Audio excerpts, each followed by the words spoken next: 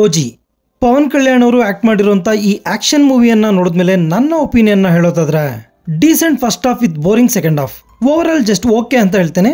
ಈ recent years ಅಲ್ಲಿ ಪವನ್ ಕಲ್ಯಾಣ್ ಅವರಿಂದ ಬಂದಂತ ಸಿನಿಮಾಗಳಿಗೆ ಕಂಪೇರ್ ಮಾಡಿದ್ರೆ ಈ ಸಿನಿಮಾ ಪರವಾಗಿಲ್ಲ ಅನ್ಸುತ್ತೆ. ಅದರಲ್ಲೂ ಈ ಸಿನಿಮಾನ ಡೈರೆಕ್ಟ್ ಮಾಡಿರೋದು ಪವನ್ ಕಲ್ಯಾಣ್ ಅವರ ವೀರಾಭಿಮಾನಿ ಸುಜಿತ್ ಅವರು. ಒಬ್ಬ ಅಭಿಮಾನಿ ತನ್ನ ಫೇವರೇಟ್ ಹೀರೋನ ಯಾವ ತರ ತೋರಿಸಬೇಕು ಅಂತ ಆಸೆ ಪಡ್ತಾನೋ ಅದೇ ತರ ಈ ಸಿನಿಮಾದಲ್ಲಿ ಪವನ್ ಕಲ್ಯಾಣ್ ಅವ್ರನ್ನ ಪ್ರೆಸೆಂಟ್ ಮಾಡಿದ್ದಾರೆ. ಸಿನಿಮಾದಲ್ಲಿ ಚಾನ್ಸ್ ಸಿಕ್ಕಾಗ್ಲೆಲ್ಲ ಪವನ್ ಕಲ್ಯಾಣ್ ಅವ್ರಿಗೆ ಎಲಿವೇಶನ್ಸ್ ನ ಕೊಟ್ಟಿದ್ದಾರೆ. ನನಗ್ ಗೊತ್ತಿರೋ ಹಾಗೆ ಪವನ್ ಕಲ್ಯಾಣ್ ಅವ್ರಿಗೆ ಈ ಸಿನಿಮಾದಲ್ಲಿ ಸಿಕ್ಕಷ್ಟು ಎಲಿವೇಶನ್ಸ್ ಅವರ ಬೇರೆ ಯಾವ ಸಿನಿಮಾಗಳಲ್ಲೂ ಕೂಡ ಸಿಕ್ಕಿಲ್ಲ. ಖಂಡಿತ ಈ ಸಿನಿಮಾ ಫ್ಯಾನ್ಸ್ಗೆ ಇಷ್ಟ ಆಗೇ ಆಗುತ್ತೆ, ಆದ್ರೆ ನಾರ್ಮಲ್ ಆಡಿಯನ್ಸ್ಗೆ ಈ ಸಿನಿಮಾ ಇಷ್ಟ ಆಗದೆ ಇರಬಹುದು. ಮೂವಿಗೆ ಓಪನಿಂಗ್ ಸಿಕ್ಕೇ ಸಿಗುತ್ತೆ, ಆದ್ರೆ ಲಾಂಗ್ ರನ್ ಡೌಟೆ. ಇನ್ನು ಈ ಮೂವಿಯ ಪ್ಲಾಟ್ ವಿಷಯಕ್ಕೆ ಬರೋದಾದ್ರೆ ಸಿನಿಮಾದಲ್ಲಿ ಹೇಳ್ಕೊಳ್ಳೋಂತ ಕತೆ ಏನಿಲ್ಲ. ರಜನಿಕಾಂತ್ ಅವರ ಭಾಷಾ ಸಿನಿಮಾದ ಟೆಂಪ್ಲೇಟ್ ಅನ್ನ ಯೂಸ್ ಮಾಡಿಕೊಂಡು ಈಗಾಗಲೇ ಸಾಕಷ್ಟು ಸಿನಿಮಾಗಳು ಬಂದಿದಾವೆ. ಈ ಸಿನಿಮಾ ಕೂಡ ಅದೇ ಸಾಲಿಗೆ ಸೇರುತ್ತೆ. ಒಂದು ಕಾಲದಲ್ಲಿ ಮುಂಬೈನ ಭಯಂಕರ ಗ್ಯಾಂಗ್ಸ್ಟರ್ ಆಗಿದ್ದಂತ ಓಜಸ್ ಗಂಭೀರ ಸುಮಾರು 10 ವರ್ಷಗಳ ಕಾಲ ತನ್ನ ಫ್ಯಾಮಿಲಿಯೊಂದಿಗೆ ಅಜ್ಞಾತದಲ್ಲಿರ್ತಾನೆ. ತನ್ನ ತಂದೆ ಸಮಾನರಾದ ಸತ್ಯದಾದ ಸಂಕಷ್ಟದಲ್ಲಿದ್ದಾರೆ ಅಂತ ಗೊತ್ತಾಗಿ ಮತ್ತೆ ಮುಂಬೈಗೆ ಬರ್ತಾನೆ. ಆಮೇಲೆ ಏನೆಲ್ಲ ನಡೆಯುತ್ತೆ ಅನ್ನೋದೇ ಈ ಸಿನಿಮಾದ ಸ್ಟೋರಿ. ಸಿನಿಮಾದ ಕಥೆ ಜಪಾನ್ ನಿಂದ ಶುರುವಾಗುತ್ತೆ. ಈ ಭಾಗವನ್ನ ನೋಡ್ಬೇಕಾದ್ರೆ ಸಿನಿಮಾದಲ್ಲಿ ಏನೋ ಹೊಸತನ ಇದೆ ಅಂತ ಅನ್ಕೋತೀವಿ, ಆದ್ರೆ ಮೂವಿ ಮುಂದೆ ಸಾಕ್ತಾ ಪ್ರೆಡಿಕ್ಟಬಲ್ ಆಗಿ ಬದಲಾಗುತ್ತೆ. ಮೂವಿ 70s ಹಾಗೂ 90s ಬ್ಯಾಕ್ ಡ್ರಾಪ್ ಅಲ್ಲಿ ನಡೆಯುತ್ತೆ. ಸಿನಿಮಾ ಸ್ಟಾರ್ಟ್ ಆದ ಸುಮಾರು 20 ನಿಮಿಷಗಳ ನಂತರ ಪವನ್ ಕಲ್ಯಾಣ್ ಅವರ ಎಂಟ್ರಿ ಆಗುತ್ತೆ. ನನಗೆ ಈ ಸಿನಿಮಾದಲ್ಲಿನ ಇಂಟರ್ವಲ್ ಬ್ಲಾಕ್ ಹಾಗೂ ಪೊಲೀಸ್ ಸ್ಟೇಷನ್ ಸೀಕ್ವೆನ್ಸ್ ಇಷ್ಟ ಆಯ್ತು.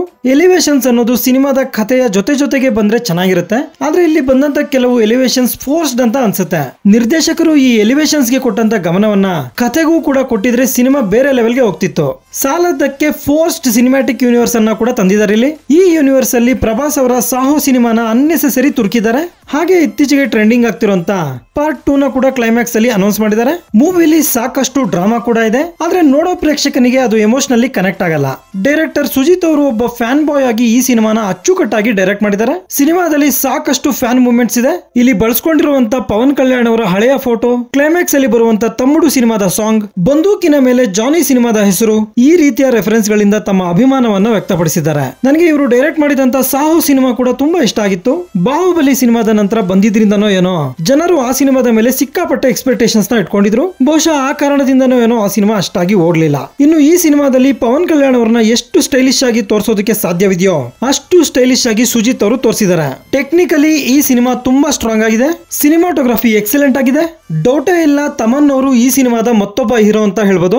ಓಜಿ ಸಿನಿಮಾದ ಪ್ರಸ್ತಾಪ ಬಂದಾಗ್ಲೆಲ್ಲ ತಮನ್ ಅವರು ತುಂಬಾ ಕಾನ್ಫಿಡೆಂಟ್ ಆಗಿ ಮಾತಾಡ್ತಿದ್ರು. ಸಿನಿಮಾದಲ್ಲಿ ಬಂದಂತ ಎಲಿವೇಶನ್ಸ್ ನ ಇವರ ಬಿಜಿಎಂ ನೆಕ್ಸ್ಟ್ ಲೆವೆಲ್ ಗೆ ತಗೊಂಡೋಗಿದೆ. ಒಟ್ಟಾರೆ ಬಿಜಿಎಂ ನ ಚಚ್ಚಿ ಬಿಸಾಕಿದ್ದಾರೆ ಅಂತಾನೆ ಹೇಳ್ಬೋದು. Production values are very good. ಸಿನಿಮಾಗೆ ಸಿಕ್ಕಾಪಟ್ಟೆ ಖರ್ಚು ಮಾಡಿದ್ದಾರೆ. ಮೂವಿಲಿ ಕಲಾವಿದರ ದಂಡೆ ಇದೆ. ಸಣ್ಣ ಪುಟ್ಟ ಪಾತ್ರಕ್ಕೂ ಕೂಡ ನೋನ್ ಆಕ್ಟರ್ಸ್ ಅನ್ನೇ ತಗೊಂಡಿದ್ದಾರೆ ಇಲ್ಲಿ. ಯೂಶುವಲಿ ಸುಜಿತ್ ಅವರ ಸಿನಿಮಾಗಳಲ್ಲಿ ಈ ತರನೇ ಇರುತ್ತೆ. ಇವರ ಸಾಹು ಸಿನಿಮಾದಲ್ಲೂ ಕೂಡ 2 ಮನೆ ಆಕ್ಟರ್ಸ್ ಇದ್ರು. ನಮ್ಮ ಕನ್ನಡದ ಸೌರವ್ ಲೋಕಿ ಅವರು ಕೂಡ ಒಂದು ಪಾತ್ರದಲ್ಲಿ ನಟಿಸಿದ್ದಾರೆ ಇಲ್ಲಿ. ಪವನ್ ಕಲ್ಯಾಣ್ ಅವರು ಕಂಪ್ಲೀಟ್ ಸಿನಿಮಾನ ತಮ್ಮ ಹೆಗಲ ಮೇಲೆ ಹೊತ್ತಿದ್ದಾರೆ ಅಂದ್ರೆ ತಪ್ಪಾಗಲ್ಲ. ಮೂವಿಯಲ್ಲಿ ತುಂಬಾ ಇಷ್ಟಪಟ್ಟು ನಟಿಸಿದ್ದಾರೆ ಅನ್ನೋದು ಗೊತ್ತಾಗುತ್ತೆ. ನಮ್ಮ ಬೆಂಗಳೂರು ಮೂಲದ ಕನ್ನಡತಿ ಪ್ರಿಯಾಂಕಾ ಮೋಹನ್ ಅವರು ಎಂದಿನಂತೆ ಈ ಸಿನಿಮಾದಲ್ಲೂ ಕೂಡ ಅಂದವಾಗಿ ಕಾಣಿಸಿದ್ದಾರೆ. ಪ್ರಕಾಶ್ ರಾಜ್ ಹಾಗೂ ಶ್ರೇಯಾ ರೆಡ್ಡಿ ಅವ್ರಿಗೂ ಕೂಡ ಒಂದೊಳ್ಳೆ ಪಾತ್ರ ಸಿಕ್ಕಿದೆ ಇಲ್ಲಿ. ಆದ್ರೆ ಇಮ್ರಾನ್ ಹಶ್ಮಿ ಅವ್ರನ್ನ ಈ ಸಿನಿಮಾದಲ್ಲಿ ಸರಿಯಾಗಿ ಬಳಸ್ಕೊಂಡಿಲ್ಲ.